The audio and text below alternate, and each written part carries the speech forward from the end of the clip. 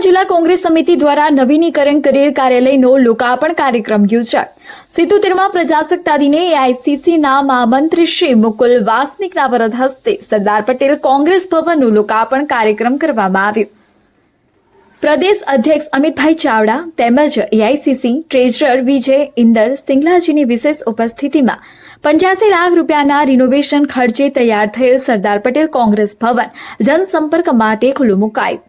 સરદાર પટેલ કોંગ્રેસ ભવન લોકાર્પણ પ્રસંગે કોંગ્રેસ વિરોધ પક્ષના નેતા ડોક્ટર તુષાર ચૌધરીની ઉપસ્થિતિમાં એઆઈસીસી મંત્રી સુભાષિની યાદવ, લોકસભા સાંસદ Geniben Thakor, AICC joint secretary નિલેશભાઈ પટેલ, પૂર્વ કેન્દ્રીય મંત્રી ભરતસિંહ સોલંકી, પૂર્વ એમએલએ ચંદનજી ઠાકોર, એમએલએ કિરીટભાઈ પટેલ, મહિલા પ્રદેશ અધ્યક્ષ ગીતાબેન પટેલ, પ્રવક્તા હિમાંશુ પટેલ, લઘુમતી સેલ પ્રમુખ વજીર ખાન પઠાણ, જિલ્લા પ્રમુખ બળદેવજી ઠાકોર, મહિલા જિલ્લા પ્રમુખ ડોક્ટર મેઘાબેન પટેલ સહિતના કોંગ્રેસી નેતાઓ, પદાધિકારીઓ તેમજ કાર્યકર્તાઓ હાજર રહ્યા હતા।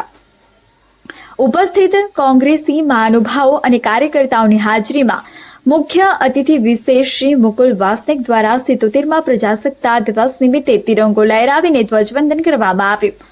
કાર્યક્રમમાં વધારે મહાનુભાવોનો નાની બાળાઓના નૃત્ય સાથે ફૂલોના હારથી ભવ્ય સ્વાગત કરવામાં આવ્યું। ઉપસ્થિત મહાનુભાવો દ્વારા પ્રસંગ અનુરૂપ પોતાના વિચાર વક્તવ્યો રજૂ કરવામાં આવેલ। જિલ્લા પ્રમુખ બળદેવજી ઠાકોરે આજના દિવસને અસુરો પર સત્યના વિજય દિન, દુર્ધાષ્ટમી, પ્રજાસત્તાક દિન, સરદાર પટેલ કોંગ્રેસ ભવનના લોકાર્પણનો ત્રિવેણી સંગમ કહ્યું।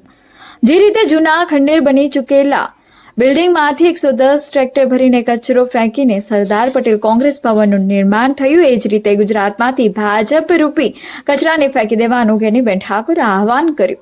અમિતભાઈ ચાવડાએ કહ્યું કે સરકારી યોજનાઓની માહિતીથી લઈને જનહિતના પ્રશ્નોના હલ માટે સરદાર પટેલ કોંગ્રેસ ભવન એક સેવા કેન્દ્ર બની રહેવા સાથે સાથે રાજકારણના એપી સેન્ટર સમાન મહેસાણા જિલ્લામાં રાજકીય પરિવર્તનનું કેન્દ્ર બનશે। લોકશાહીના બંધારણની રક્ષા અને જનતાના હક અધિકારો માટે લડવા એક છત નીચે સંગઠિત થવા સરદાર પટેલ કોંગ્રેસ ભવન મહત્વનો ભાગ બનશે। લોકાર્પણ સાથે સાથે શ્રી મુકુલ વાસનિક તેમજ અમિતભાઈ ચાવડાના હસ્તે અખંડ ભારતના ઘડવૈયા શ્રી સરદાર પટેલની પ્રતિમાનું અનાવરણ કરવામાં આવ્યું। કાર્યાલય લોકાર્પણ અને સરદાર પટેલ પ્રતિમા અનાવરણના શુભ દિવસે 100 જેટલી વાલ્મીકી સમાજની 100 જેટલી બહેનોને સાડીઓ ભેટ આપવામાં આવી। લોકાર્પણ કાર્યક્રમમાં મહિલા કાર્યકર્તાઓ સહિતની હાજર હજારોની જનમેદનીને આગામી તાલુકા, જિલ્લા અને મહાનગરપાલિકાની ચૂંટણીઓ માટે સત્તા પરિવર્તનની લહેર સમાન કહી શકાય। આશિષ પટેલ, મહેસાણા। ને અમલી બનાવવામાં આવ્યું। બંધારણે આપણને સૌને 3 મુખ્ય અધિકારો આપ્યા: સ્વતંત્રતા, સમાનતા અને બંધુતા। વિવિધતામાં એકતાવાળો આ ભારત દેશ, અનેક જાતિ, ધર્મ, ભાષા, પ્રાંત, સમૂહનો બનેલો આ દેશ એકને અખંડિત રાખવામાં જો સૌથી મોટું કોઈ પરિબળ હોય તો આ દેશનું બંધારણ છે। અને આ બંધારણ કોઈ એક પક્ષે બનાવેલું નથી, કોઈ એક જાતિ, ધર્મ, ભાષા, પ્રાંત, વર્ગ, સમૂહ કે કોઈ એક વ્યક્તિએ બનાવેલું નથી, પણ આ બધાનો સમન્વય કરી અને આ વિશ્વનું શ્રેષ્ઠ બંધારણ આપણને મળ્યું છે। અને આખા વિશ્વનું શ્રેષ્ઠ બંધારણ જેણે આપણને સ્વતંત્રતા, સમાનતા, બંધુતાનો અધિકાર આપ્યો, પણ આઝાદીના આટલા વર્ષો પછી અને ગણતંત્રના 77માં વર્ષે આજે આપણા બંધારણીય અધિકારો ખતરામાં હોય એવું આપણે સૌ મહેસૂસ કરીએ છીએ।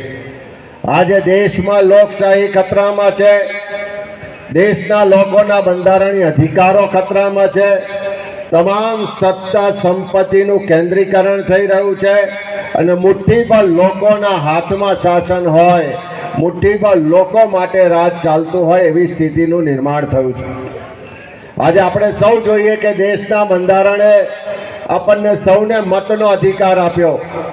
દેશના વડાપ્રધાન હોય કે રાષ્ટ્રપતિ હોય, એના મતની કિંમત પણ એક છે, અને આપણો કોઈ સામાન્ય માણસ હોય એના મતની કિંમત પણ એક છે।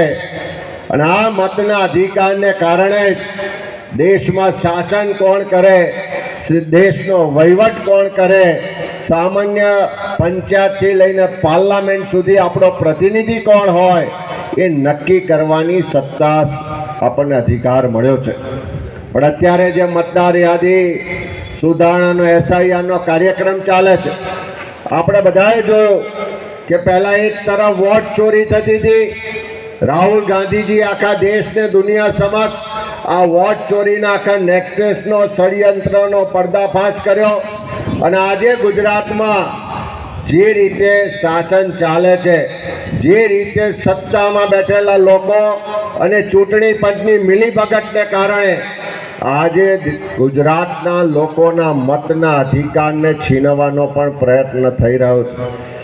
77માં ગણતંત્ર દિવસના આ ઐતિહાસિક દિવસે ઉત્તર ગુજરાતનું પાટનગર કહી શકાય એવા મહેસાણા શહેર જિલ્લા કોંગ્રેસ સમિતિના નવીન કાર્યાલયનું લોકાર્પણ કરવામાં આવ્યું છે. અમારા ગુજરાત કોંગ્રેસના સંગઠન પ્રભારી AICCના મહાસચિવ આદરણીય મુકુલ વાસનિકજી, વિધાનસભા કોંગ્રેસ પક્ષના નેતા આદરણીય તુષારભાઈ ચૌધરી, અમારા સાંસદ બેન ગેનીબેન ઠાકોર સહિત કોંગ્રેસના વરિષ્ઠ આગેવાનો, જિલ્લા કોંગ્રેસ સમિતિના પ્રમુખ બળદેવજીભાઈ ઠાકોર ને એમની આખી ટીમ ને હજારોની સંખ્યામાં કાર્યકરોની ઉપસ્થિતિમાં આ કાર્યાલયનું લોકાર્પણ કરવામાં આવ્યું છે.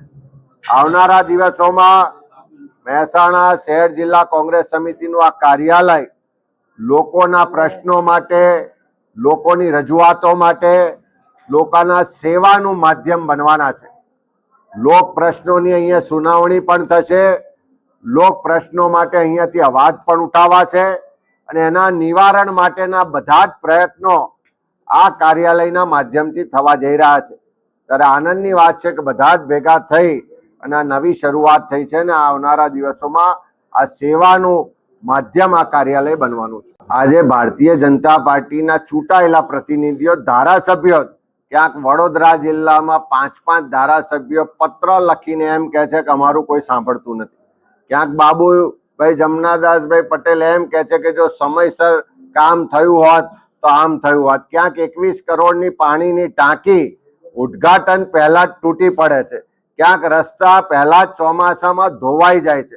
ચારે તરફ મનરેગાનો ભ્રષ્ટાચાર છે, નલ સે જલનો ભ્રષ્ટાચાર છે. આખા ગુજરાતમાં એક બાજુ અધિકારી રાજ ચાલે છે અને બીજી બાજુ કમિશન રાજ ચાલે છે કે જ્યાં સુધી કમિશન કમલમમાં ના જાય ત્યાં સુધી કોન્ટ્રાક્ટ સાઇન નથી થતો, વર્ક ઓર્ડર નથી અપાતા અને એના જ કારણે પાણીની ટાંકીઓ તૂટી જાય છે, બ્રિજ તૂટી જાય છે, રોડ તૂટી જાય છે, અગ્નિકાંડ થાય છે, બોટ કાંડ થાય છે અને એના જ કારણે કામોમાં વિલંબ થાય છે અને લોકો હેરાન પરેશાન થાય છે.